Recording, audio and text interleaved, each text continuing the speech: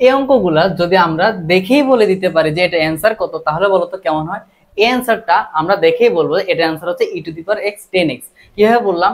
এই অঙ্কগুলোর একটা সুন্দর একটা শর্টকাট টেকনিক আছে, যেটা ফলো করে আমরা এই অঙ্কটার অ্যান্সার ইজিলি বলে দিতে পারবো। দেখো, যখন e⁻x গুণ অবস্থায় থাকবে এবং তার সাথে এখানে একটা ফাংশন থাকবে, এই ফাংশনের প্রথম ডেরিভেটিভ যদি যোগ অবস্থায় থাকে, তাহলে এটার অ্যান্সার হবে e⁻x ইনটু তোমার ওই ফাংশনটা। এই যে এই ফাংশনটা যখন দেখো e⁻x তার সাথে গুণ অবস্থায় আছে তোমার ফাংশনটা, এবং ফাংশনটা তার ফাংশনের ডেরিভেটিভটা যোগ অবস্থায় আছে, তখন তোমরা বলে দিতে পারবা যে অ্যান্সার হবে e⁻x fx। ঠিক আছে, তাহলে আমরা চলো অঙ্কটা দেখি। এখানে দেখো e⁻x10x plus sec square x আছে। তো আমরা এখানে ফাংশনটাকে বের করবো যে কোনটার ফাংশন যেটাকে প্রথমবার ডেরিভেটিভ করার পর এর পরের ফাংশনটা আসবে।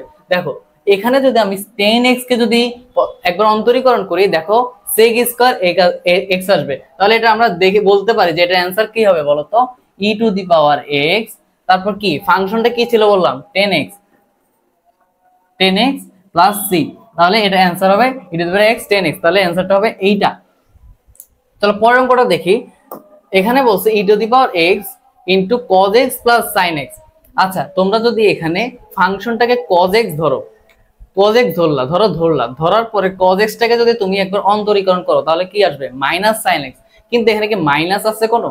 এখানে কোনো মাইনাস নেই। কিন্তু তোমরা যদি এই sin x টাকে যদি ফাংশন ধরো, মেইন ফাংশনটাকে যদি sin x ধরো, এইটাকে যদি অন্তরীকরণ করো, তাহলে কি পাবো বলো তো, cos x পাবা। তাহলে আমাদের ধরতে হবে এইটাকে fx এবং এইটা হবে তার ডেরিভেটিভটা। তাহলে অ্যান্সারটা কত হবে বলো তো, e⁻x, তার প্রথম তার ফাংশনটা কি ছিল, sin x, e⁻x sin x plus c।